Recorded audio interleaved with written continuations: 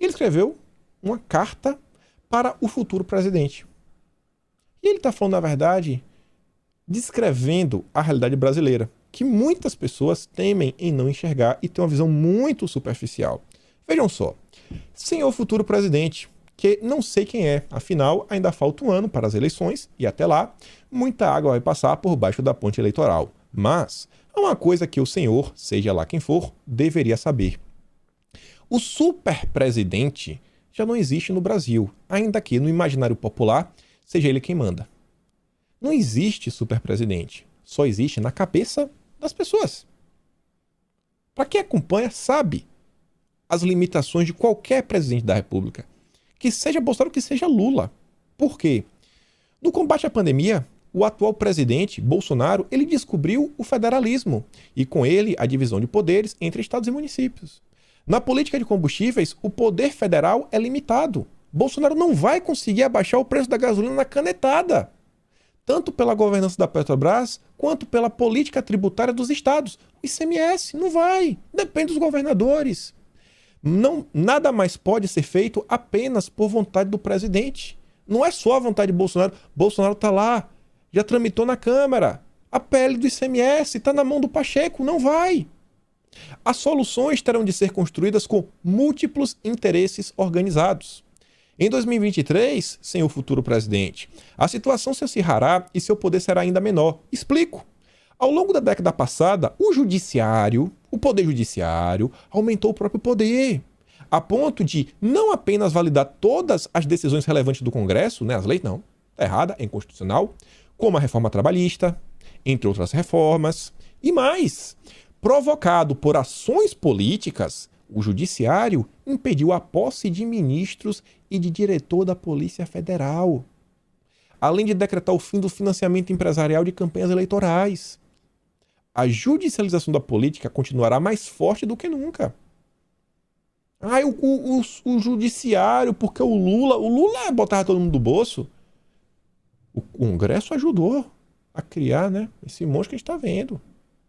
O Congresso aprovou o caráter impositivo das emendas orçamentárias de parlamentares e, como alguns sabem, a barganha da liberação das emendas, que era usada pelo governo para obter apoio no Congresso, avançar com as pautas, perdeu sua eficácia.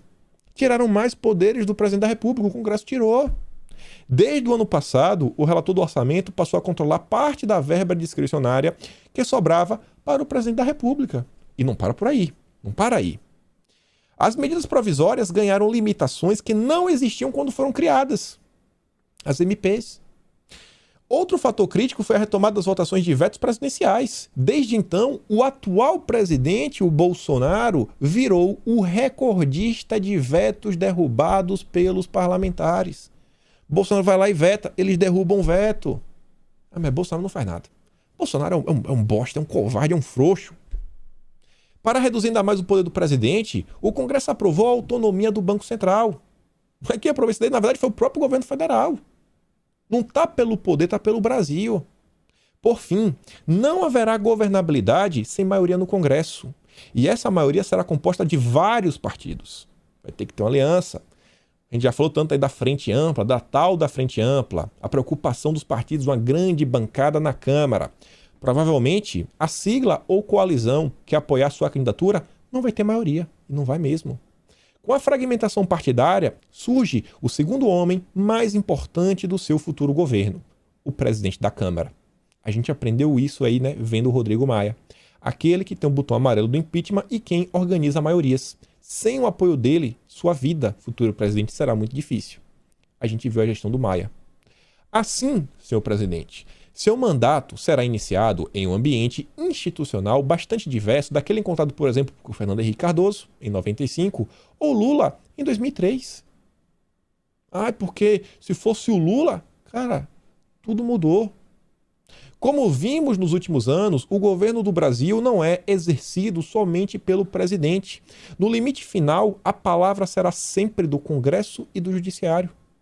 Por prudência, as circunstâncias que aponto aqui deverão ser levadas em consideração já em sua campanha eleitoral, para que nem o senhor, nem os brasileiros se iludam com o quadro institucional do Brasil em 2023. É Jair, ou já era. O pessoal que tá reclamando de barriga cheia, porque não consegue entender, sabe, o cenário e como as coisas funcionam. Isso daqui, volto a falar, são palavras de um cara que não é apoiador do governo, não é um bolsominion, é um analista político de uma empresa, talvez a empresa mais respeitada do ramo de análise política no Brasil. Você acha que ele ia colocar a reputação dele em jogo escrevendo um texto como esse? Mas tem gente que vai votar nulo. Tem uma ala da direita que vai votar nulo. Porque Bolsonaro é um covarde, frouxo. Cara, eu não aguento mais de tão ridículo que são essas afirmações das redes sociais, cara. Não dá, não dá, não dá, não dá, não dá.